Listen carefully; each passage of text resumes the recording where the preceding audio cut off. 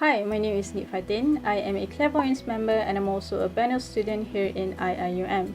As a literary magazine publishing house, we thought it would be a good idea to end our sabbatical and begin a new chapter with ClairVoyance by talking about the different media of storytelling, because that's what we're all about. But the thing is, I don't want to talk about the obvious ones like short stories, novels, dramatic plays, or even the ones that we probably consume a lot more today, like TV shows and movies. I want to talk about video games and how people are using them to tell a story. Disclaimer time, I'm not a gamer, but I do watch people who play games, so the examples that I will talk about will be based on that, and I will try my best. Personally, I think that there are a lot of different types of story-based games. Some games have a linear storyline that you'll follow. Usually you'd have to do some tasks that seem repetitive or mundane, and then there's just one ending. Some of the examples are Undertale, Bendy and the Ink Machine, and my personal favorite, Night in the Woods. Then there are choose your own adventure games, kind of like that one Black Mirror episode, Bandersnatch. You'd be given different choices, and for every decision you make, it'll affect the storyline. So naturally, there would be multiple endings. I'd say the most famous examples for this type of game would be Detroit Become Human, Life is Strange, and The Wolf Among Us. For both of these types that I just mentioned, the story is usually unraveled through the interactions and dialogues that you have with other characters.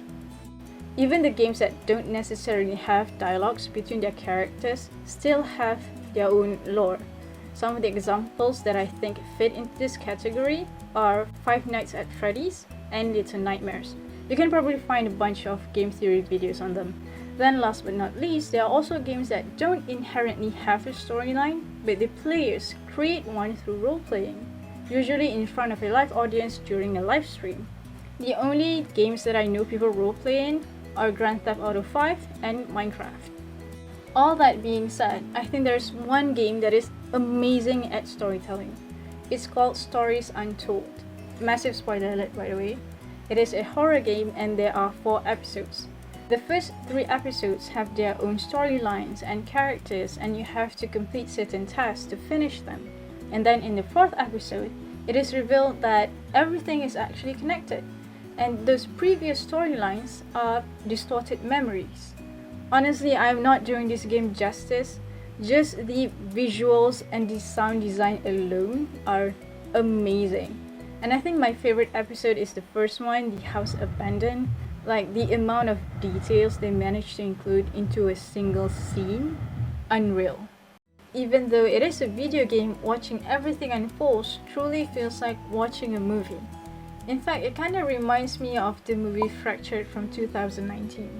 So, I rest my case. I think video games are an excellent medium of storytelling and people have been very creative with it. The thing with video games is that you get so immersed into the world because you are playing a character. You become a part of the story. And I think that is a good note to end on. That is all for me.